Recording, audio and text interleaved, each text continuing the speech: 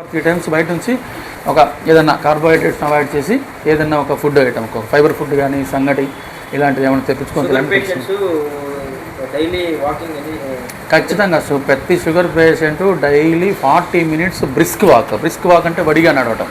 ఆ వాక్ చేయడం వల్ల వాళ్ళకి ఎంతో మేలు చేకూర్చిన వాళ్ళు. ఎందుకంటే వాళ్ళకి ఈ బ్లడ్ సర్క్యులేషన్ అనేది సరిగ్గా ఉండకపోవడం వల్ల తిమ్మిర్లు మంటలు ఎక్కువ రావటము, నిద్ర పట్టకపోవటం, కాళ్ళన్నీ చురుకులు మంటలు పుచ్చుకుంటున్నట్టుగా ఉండటము, వీటి వల్ల బాగా సఫర్ అవుతున్నారు. వాళ్ళకైనా వాకింగ్ చేస్తే బ్లడ్ సర్క్యులేషన్ కొంచెం పెరుగుద్ది.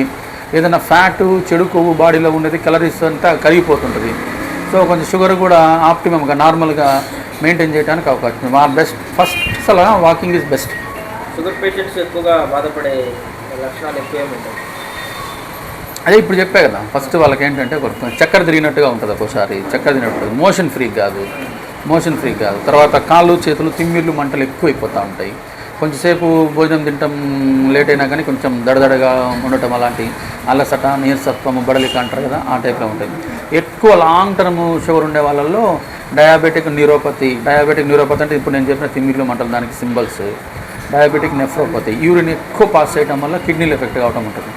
డయాబెటిక్ రెటినోపతి అంటే ఈ నర్వ్ సప్లై ఏదైతే కంటికి రెటినాకు ఉంటుందో ఆ సప్లై అనేది సరిగ్గా లేకపోవడం వల్ల కంటి చూపు మందగిస్తుంది. That is nothing but diabetic retinopathy.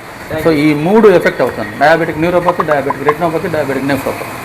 ఇది రొటీన్ థింగ్స్, ఇవన్నీ బేసిక్ థింగ్స్. ఎక్కడైనా ఇన్ఫర్మేషన్ దొరుకుతుంది, ఎవరైనా చెప్తారు, నేను చెప్పా అని కాదు.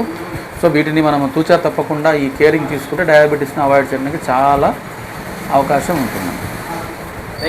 Thank you Deepak media.